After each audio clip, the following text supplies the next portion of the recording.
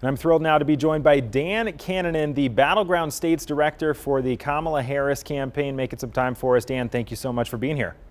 Hey, Ben, good to be here. Thank you. Obviously, you watched the closing speech last night that we heard from Vice President Harris on the Ellipse in Washington, D.C. What was the number one thing that you wanted voters to take away from that speech last night?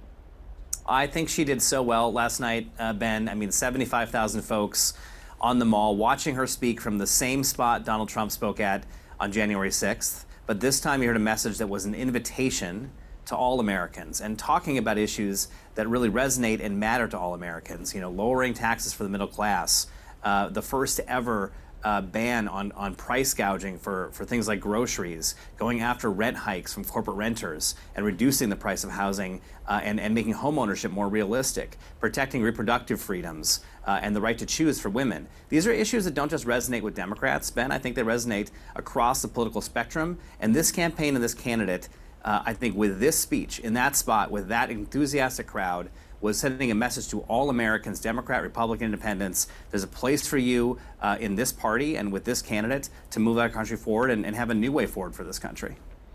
Unfortunately, in the wake of that, or right before, President Joe Biden's comments kind of took some of the spotlight away from that event last night. It's a little unclear, and he tried to clear it up what exactly he said, but whether or not the president was referring to the comedian supporters or Donald Trump supporters, is it Kamala Harris's belief that those people are garbage? Of course not, Ben. I think she would say, and she has said this, she said this really clearly, you know, on the Bret Baier interview on Fox News, where she went on recently and spent some time taking heat from Bret Baier, I think quite well. But he tried to put her in a trap on this stuff, and she said the same thing. She would never denigrate Americans or voters. That's not her style. That's not her approach. That's not her politics.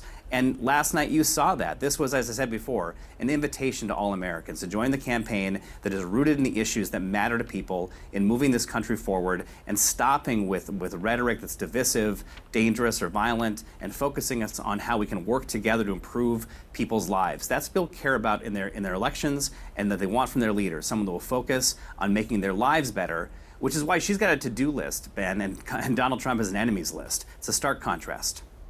You're running the operation in the 6 or 7 battleground states here in this election. Is there any one or a few of those battleground states that you're feeling more optimistic, more confident about, especially now that we're getting some data in the form of early vote turnout numbers? Yeah, well, I mean, Nevada is one of those 7, obviously.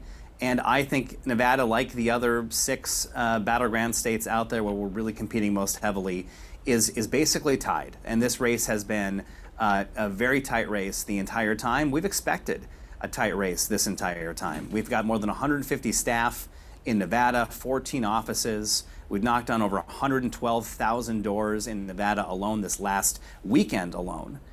So we're talking to all those voters to mobilize them, to persuade them, to help them with their mail-in ballots, to have staff on hand to cure ballots when that's necessary and appropriate.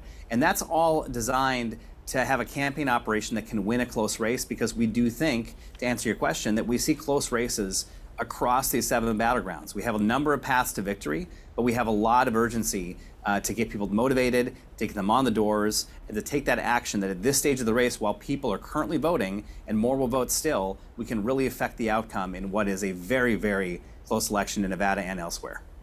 Surely the campaign's data people are tracking all the early vote numbers very closely. Republicans here in the Silver State have jumped out to a 40,000 or so early vote turnout lead. Is that something that's concerning to the campaign, or are you guys seeing other signs that things might start to turn around here in the next few days? We're largely seeing that the Republicans who are voting early are election day voters just voting in early vote this time around. In other words, there are people that would have for sure voted on election day, and whether they vote now or later is sort of immaterial. The question really is, you know, how are you doing with your sporadic voters who don't always vote on election day or vote at all, and getting them to the polls, which is what that campaign operation I talked about is designed to do. And then secondly, it's how are you doing with the nonpartisan voters, the non-affiliated voters with a party, those MPAs. And we think those voters are really strongly inclined to vote for Kamala Harris, and they're voting in pretty good numbers so far. So I feel good about the nonpartisan affiliate vote. I feel good about the fact that we have a ground operation pushing people to presently vote, return their mail-in ballot, early vote or get out there on election day. But it's a very close race, and at this point, I think the outcome is still very much in doubt in Nevada as across the other battlegrounds. The urgency is being felt on the ground. I don't see any evidence that the Republicans have some lead in early voting that's material because, again, it's election day voters just voting earlier. Interesting.